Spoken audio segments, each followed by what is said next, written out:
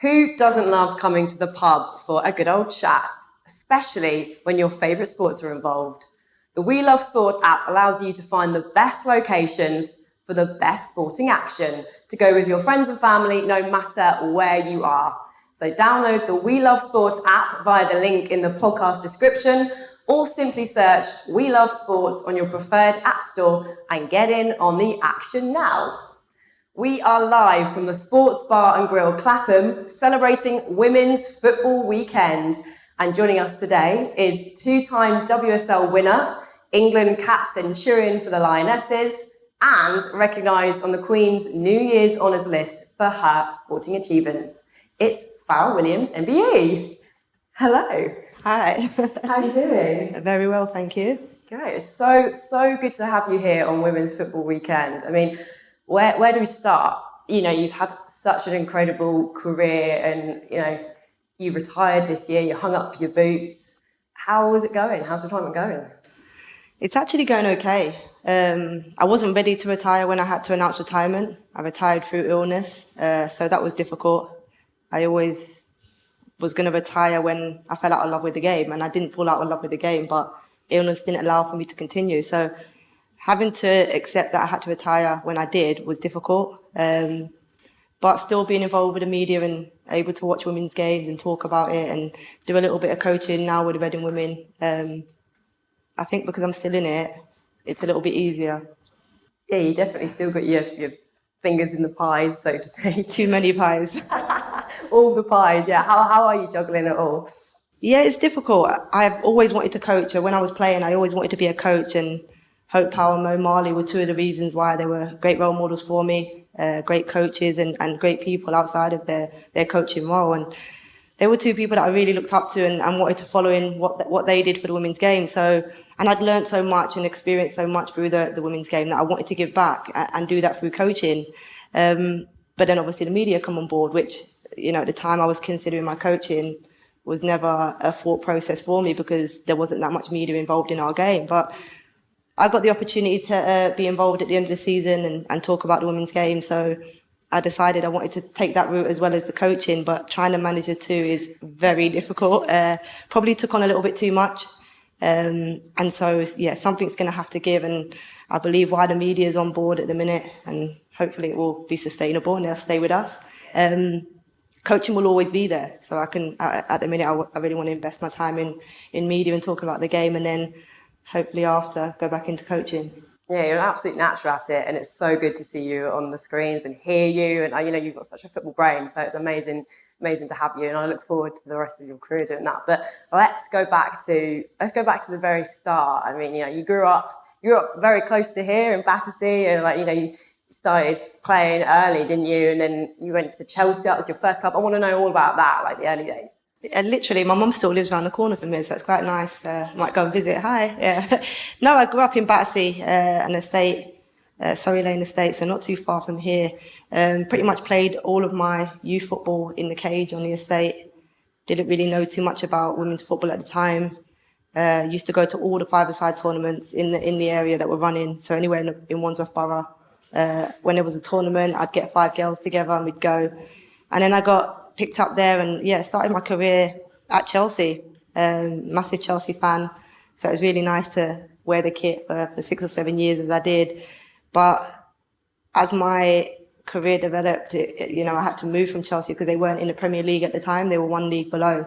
So at the time it was League One, I think it was, if I can remember, it was that many years ago.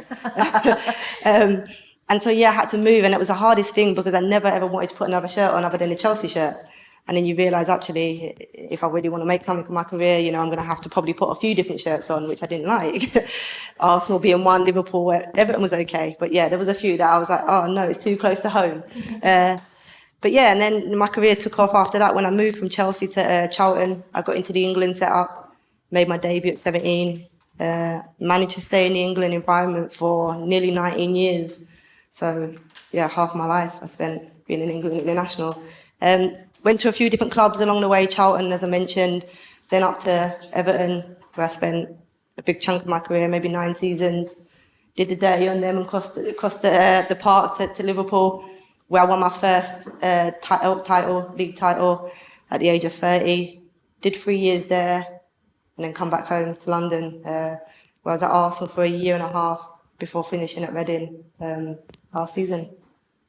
When it comes to winning major trophies, I mean, you've literally got the football shirt. Like, what does it take to win, back-to-back WSL titles, FA Cups? What does it take as an athlete? It's hard to explain. I think you have something within you. There's some things that you can't coach. I say that now when I'm in the coaching environment. You'll see a kid that has something in them that are willing to do more, give more, when no one's looking, sacrifice things, which I would class with it, throughout my career. People say, you sacrificed. It was a choice. I had a choice to sacrifice it or to go and do it. And, I always chose to do football and make sure I was in the best position to do that. So I think there's lots of different things. I think dedication, I think the enjoyment factor was the one thing. I love football. I fell in love with football and I made sure that was a constant throughout my career to keep me at the top. And just doing things when no one's watching. I think it's easy to do the work when, you're being watched or asked to do it. I never used to, social media is there now for people to put stuff up, but I wasn't one that would, shout about the extras that I was doing behind the scenes to keep myself in the best possible condition I could be in to stay there. But I guess that's what I did that kept me there for that many years. How much has the women's game changed? You played for over 20 years, and if we look at women's football now, the place it's in, how has it changed? Massively. I used to run in the park and get chased by the dogs to do my training, so there's a massive change there. No one wants that. Honestly, I used to run, and I'm petrified of dogs anyway, so it didn't help being chased by one. I guess the only benefit that made me run a little bit quicker. So we've gone from, having to commit and do your own training, work alongside that. So I used to work long hours and then commit to doing training in the evening. We had training programs at the time. The England coaches, if you was involved with England, would set up for you. You had to find time to do that. So now it's full-time professional, and it's not, people talk about the media coming on board, and that's fantastic to now start showcasing our game. But it's the small details that the women's game missed for so long. The level of coaching that we got, the facilities that we got, the change in facilities, that needed to be different to men's facilities that we never ever considered. So there's been a huge change, and there's so many more females playing now. I know young girls growing up have better opportunities, or it's more awareness of it for young girls growing up. There wasn't that when I grew up, but there was a love for the game, as I keep mentioning. Yeah. What would you tell those young girls that are coming through now, like top tips? It's hard. I always say to the girls, it's hard for them to appreciate how lucky they are. And that's through the work that was done even before I played. So many of the women that made huge sacrifices and, really tried to put our game in a position where, the likes of me, I turned professional at 30. So I also went through that transition of trying to change the game. But it's difficult. I'd be selfish with it. I always say to the girls, take what you can from it. Like, honestly, I think with the coaching, I don't think just doing what you do at your club is enough. And I always say to them, you've got all the facilities there. You have everything. Literally, arts, do more, get what you can from it. That's what I would do now if I was in a position. I'd take advantage of every single scenario, position there is at the club for me to get that 1% better. I wasn't able to do that as a player until, as I say, over 30. So if I had that as a kid, probably been a little bit better than what I was. I don't think so. You had a pretty damn good career. What would be your highlight? What's your proudest moment? There's been so much. In my club, you know what? The proudest was probably putting the Chelsea shirt on for the first time. I just think just because my family were all Chelsea fans, didn't realise anything. I didn't really know anything about women's football. So to be a part of a women's team for the very first time and put a Chelsea shirt on will always be a highlight. Making my debut for England, everyone always says, "Oh, why that one and why not when you got the bronze medal?" But I think putting the England shirt on for the first time, and I had everyone from the estate, all the lads, my mates, family, was able to come and watch me put that shirt on. And ever since putting that first shirt on, it always made me realise what it meant to put that shirt on and who I was doing it for. And it was those people that, the girls and guys on the estate that I played with, that drove me, that pushed me, that that told me I was good, that tried to make it hard for me. My mum that obviously sacrificed things that she had to, because we had 2 brothers, 1 sister that she had to look after as well. So for all those people, and every time I put the shirt on, I always tried to, especially the England one, it was, I tried to demonstrate in my performances what it meant to put the shirt on. It's hard to put into words what it is, but I think if you watch me play for England or when I played, I tried to give everything and leave everything on the pitch. Yeah. 172 caps. So you wore it quite a few times after that. I did. But I love that honour that, every time you put it on, it was for everyone that you grew up with and all the people around you that supported you. You mentioned about Chelsea as well, that proudest moment in putting the shirt on for Chelsea. Isn't there quite a funny story about your trial experience? Yeah. Bit of a mishap of a bus or something? Yeah, do you know what? There was and look, we're talking women's football, so to get in the men's programme, I used to go to all the Chelsea games. There was a small advertisement, maybe this big, literally, that there was under 14 trials. I was so I asked my uncle at the time, I said, can I go? We got in contact and they said, get to Morden, and there was a bus, well, there was 2, I can't remember right now, 163 and a 164. Whichever one I was supposed to get on, I got on the other one. And I ended up miles away. And look, my stubbornness, I was well, I'll just walk. So I was walking and walking. I got to the trial 30 minutes before the end. Oh, no. So I did all right to get in with 30 minutes, probably because we had games. So when I got there, they were finishing with games, so I just joined in the games. Well, you obviously did something in that 30 minutes. You did enough, I'd say. Yeah, too many years. I can't even remember. I can't even remember it. I just remember the bus. But how many years ago was that? Maybe 25 years ago? Yeah, so long. The buses. We're always still getting on wrong buses. But recently, you became the first player to be inducted into the WSL Hall of Fame. What did that mean when you found that out? Do you know what? I didn't. I knew I was one of 4, and the 4 that have been recognised alongside me. What they've done for the game, and there's so many more before. And I know this was the last 10 years in the game that the Hall of Fame was for. But to be to be recognised as one of those that have tried to drive the game, it's a huge honour. As I said, along with many more female footballers and coaches that are out there, all we've tried to do is put the game in a better position and really try and showcase it. And to be honoured to be awarded for doing that is a huge honour. I think, and the likes of Kelly and Rachel Yankee, 2 players that when I was growing up were the only names that I was aware of as a young girl coming through. So, to sit alongside those and Emma Hayes, who's put our game in a fantastic position. And certainly, if you listen to the men's Euros, how fantastic she was in the men's Euros with the co-commentary. And, we as female footballers, having known Emma, weren't surprised, but the neutral and the more male-dominated fans were surprised by her knowledge and information and detail that she was able to give. It's all changing. You mentioned a couple of absolute legends that, sat alongside you. Kelly Smith, Rachel Yankee, these people you've played with and you looked up to when you were younger as well. Who would be your dream 5-a-side team if you had to pick? Former teammates, who would they be and why? It's difficult. Probably Pauline. It's difficult. 5-a-side. The goals are smaller. Yeah, I'm thinking with the kid. That's what I'm thinking. Pauline Cope. She was the England goalkeeper when I first got into the squad. It's difficult because 5-a-side goals are different, aren't they? In 11-a-side, I'd go Kobe, but maybe 5. I'm going to go Rachel Brown, actually. Rachel Brown, she was my roommate, so I'm going to go Rachel Brown. This is difficult. I'll go England players because some of the foreign players I played with were unbelievable and they would definitely make it. I'd probably have to go Kelly Smith up front, Rachel Yankee. Oh, Chapman. I might put Chapman at the back. Rachel Yankee, I'm going to do a diamond. Rachel Yankee, Kaz Carney, and Katie Chapman. Why? Katie Chapman's just horrible to play against. I'll put her at the back. Yeah, no one ain't getting past her. Played against her and with her many a times, took many a kicks, seen her give many a kicks to the opposition. So she'll be the one there. Rachel Yankee, probably alongside Kelly, one of the best left-footed players in the game. So she's going to play left of my diamond. Karen Carney with all the trickery on the right-hand side. Fantastic player. And then Kelly Smith, most natural goal scorer in our game. Sounds like a pretty... And Rachel Brown won't have nothing to do. She'll be cool. Oh, I like it. Yeah, that sounds like, yeah, you wouldn't want to mess with that team. Would you be in it though? No, I've put Would you myself. switch anyone out? If I'm going to switch someone, it's me and Kaz are going to switch.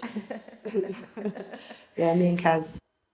Who's the funniest teammate that you've roomed with, or who's the best person? Jill Scott. Jill Scott. She's a nightmare. She's funny. You know what? She's everything. She's got everything. She's got so many great attributes to her personality.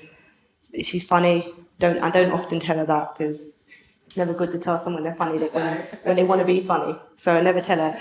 But she's a real good person as well. She's not just funny. She's a real good teammate. And through Jill's career, there were times, especially when she first started, I was so. I'm saying I was mean. I wasn't mean. I was so competitive. And Jill was this energetic young kid coming into the first team at the time at Everton. And I wasn't somebody that liked running. I'd do it, but it wasn't like something that I really enjoyed. Jill Scott loved running, and she'd run past me and she'd go, and I'm like, Jill, just effing stand still. So I'd get on her all the time. And we're really, really good friends now. But to think at the start of the career, how I tried to push her, and it could have been perceived in a horrible way, to think that we're very good mates now.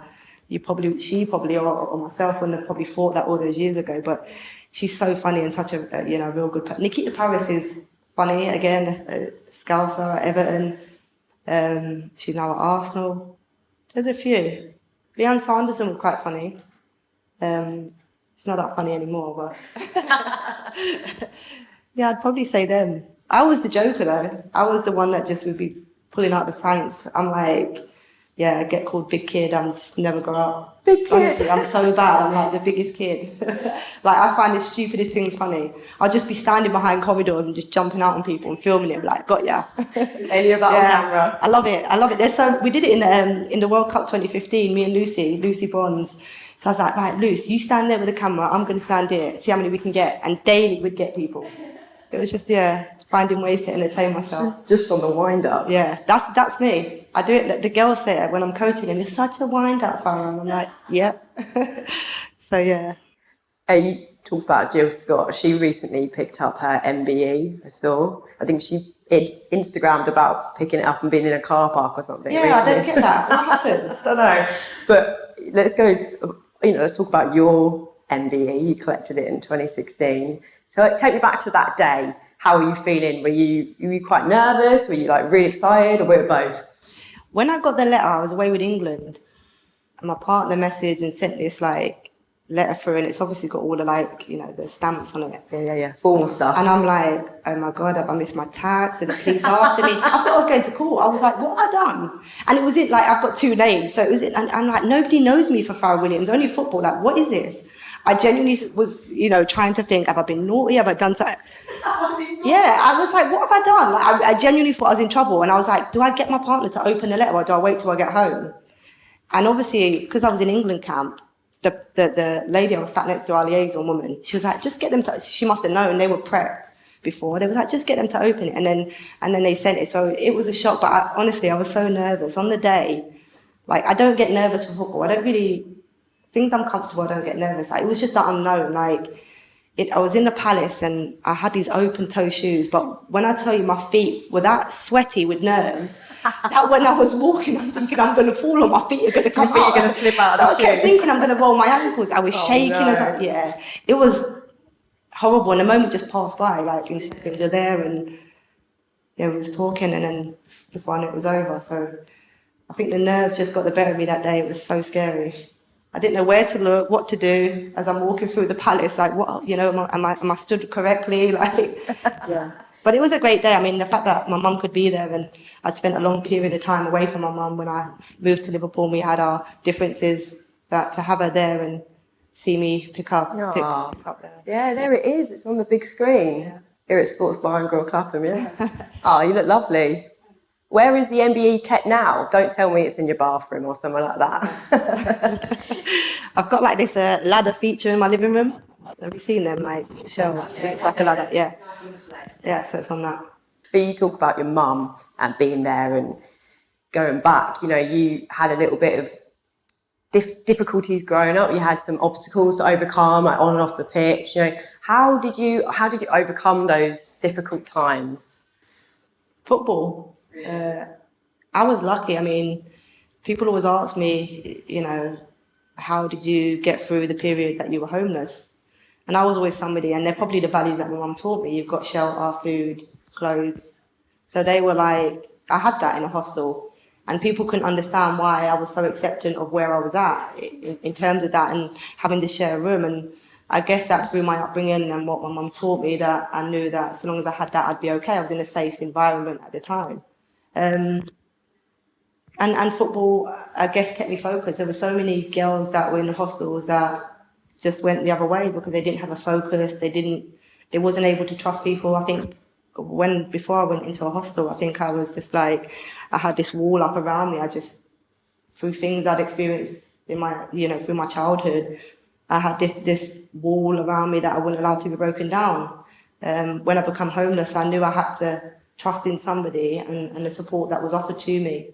And it was only then when I allowed the wall to be broken down slightly and allow help, did I overcome it. But as I say, I saw so many females go the complete opposite way, and it was horrible. And probably because they could never find somebody who they could trust or believe in their support. In football, I had that, and a community that, they were very supportive of what I was doing. It's so unbelievable to think that you were living in hostels whilst you were playing for England and playing at club level. It's crazy. And how much support did you have around you at the time?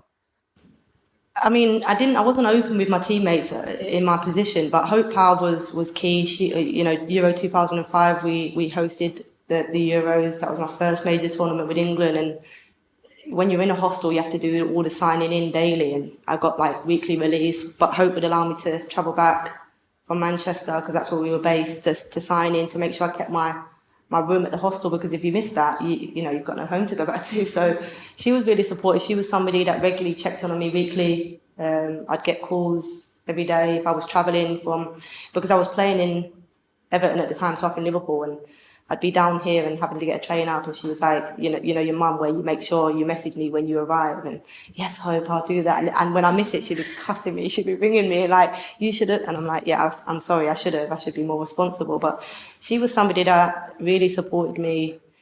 And, the difficulty was she was my England manager. And I think she found that difficult because I saw a different side to her. They Hope and her family, like her mum, they'd fostered kids, so they were really caring people. But when you're a manager of a football team, and certainly your national team, you can't show that vulnerability, and Hope never showed that within football. And I always say to her when she released her book, well, I wish you showed your softer side to some of the players, because honestly, she's one of the most caring people, and without her support and small things and gestures that she did for me whilst I was homeless, I probably would have struggled a lot more than what I did. It's remarkable, and I mean, look at you now. And you're doing so much in community, and doing so much in coaching, and we talked about broadcasting, and you're finding your feet in that. Is that the way you see your future headed? Where where do you see yourself in like the next 5 years, Farah? I don't know. I really enjoy just talking about football.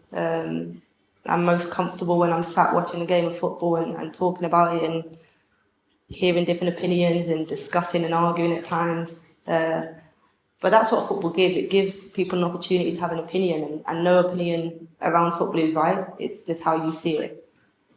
That's why I love it so much. It's, you could sit there in a room and we could argue till we're blue in the face, but who's right about a game that gives so much opinions too. So I'd like to be still in the media in a better place, more confident and comfortable in doing it.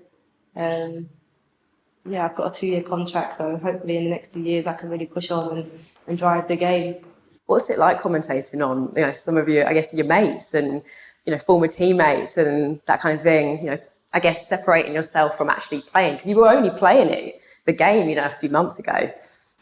That part of it ain't that bad. I was somebody that you ask anybody that played with me, I was just brutally honest. There was no like pussyfooting around people to say how it is. I'd be direct with whoever I played with, and I was always the one that if there was something with the team that wasn't quite right and it needed to be addressed, I'd be the one that would put myself forward and take the brunt of it. So look, as I mentioned, football's about an opinion, and I'll be paid, or now I'm going to be paid to give my opinion of the game. So it's never personal when I'm given an opinion. It's always just how I see it. So most of my teammates, the hardest thing that I find is the names. I can't pronounce somebody's name, honestly, and it's mad because all of us pronounce it in different ways, and I'm just like, I don't even speak properly. So when I'm trying to pronounce these names, I just, yeah. But there's some tough ones, to be fair. And the WSL has got players from all around the world. That's why it's so competitive, though, isn't it? It's such a fantastic league. Yeah, I think it's the strongest league. I think, well, you can see this year how competitive it is at the top and the bottom. I'd say this year is probably the most competitive. I think, we've seen the likes of Everton who've invested heavily. We'll see them live soon. And they're really struggling, but they've probably got the biggest investment this year. So I think it just goes to show how competitive the teams around them that have the stability, that have been here, done it, kept the same players, are able to push them. You look at the likes of Brighton with Hope Powell and on their budget, what they're able to do. Tottenham's budget's increased, but we see them yesterday in the North London derby and how much they've come on. That's their first point they've ever picked up against Arsenal in the history of the women's game. So I think, in my opinion, the most competitive, but we still got the likes of Barcelona, who for me are the best, most dominate. But I wouldn't say their league is. So I'd say them as a collective team. So Barcelona, the women's team, we saw that against Chelsea last year in the Champions League. They're certainly the best team, and you probably get, one of the German teams, Wolfsburg, are probably the best in their league. But in terms of the competitiveness in the league, I think ours is the most competitive. Yeah, I mean, how far do you think the game can go? I mean, the fact that we can come to a pub and watch the WSL is pretty cool. It's going in an amazing direction, isn't it? Yeah, I mean, I wish I was on telly when people could go to the pub. I'll be telling my mates, you can't come to the game, get down the pub. My mates are always going to, and my brothers, they go, before they go to the game, they always go to the pub. So it's fantastic now that there's an opportunity for you to go to the pub if you can't make the game and watch female football on telly and have a pint or whatever it is, a water, while you do that. So look, as I said, football is, or sport in general, is one of those things where you can get people together. And whether that be in a pub or, out in a park because there's cricket going on or whatever, open cricket, I don't know.